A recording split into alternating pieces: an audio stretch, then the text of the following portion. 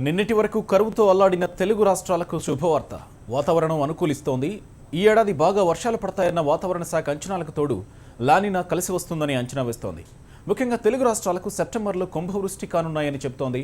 100 ఏళ్ల నాటి గణాంకాలను ఆధారాలుగా చూపుతోంది.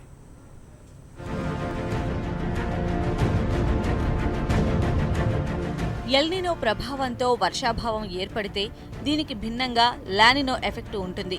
కుండపోత వర్షాలకు కారణమవుతుంది లానినో. గత 2 ఏళ్లుగా అంతంత మాత్రంగానే వర్షాలు పడ్డాయి.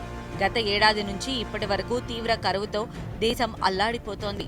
వరుసగా 2 ఏళ్ల కరువుతో తెలుగు రాష్ట్రాలు ఘోరమైన పరిస్థితులు ఎదుర్కోవలసి వచ్చింది. నీటి చుక్క కోసం జనం పడరాని పాటలు పడ్డారు. ప్రాజెక్టులలో చుక్క నీరు లేకుండా పోయింది.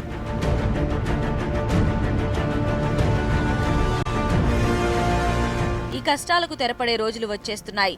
లానినా ప్రభావంతో ఏడాది భారీ వర్షాలు పడతాయని భారత వాతావరణ శాఖ అంచనా వేస్తోంది.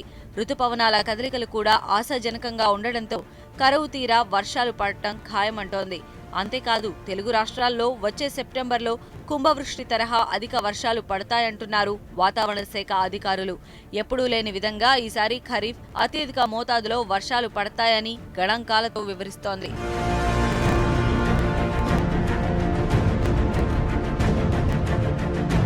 115 ఏళ్ల వాతావరణ శాఖ అధ్యయనం ఇదే చెబుతోంది.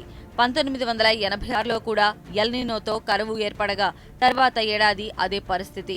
1991-92లో కూడా తీవ్ర సంక్షోభం ఏర్పడింది.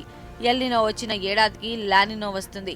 ఆ అంచనా ప్రకారం ఈ ఏడాది భారీ వర్షాలు పడతాయని విశ్వాసం వ్యక్తం చేస్తోంది. గత 110 ఏళ్లలో 24 సంవత్సరాలు లానినో సంవత్సరాలు రాగా 1917లో మాత్రమే దేశవ్యాప్తంగా అత్యధిక వర్షపాతం నమోదైంది.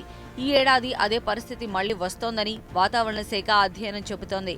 దీనికి తోడు ఈ ఏడాది రుతుపవనాలు చురుగ్గా కదులుతూ ఉండడంతో అంచనాలు పెరుగుతున్నాయి.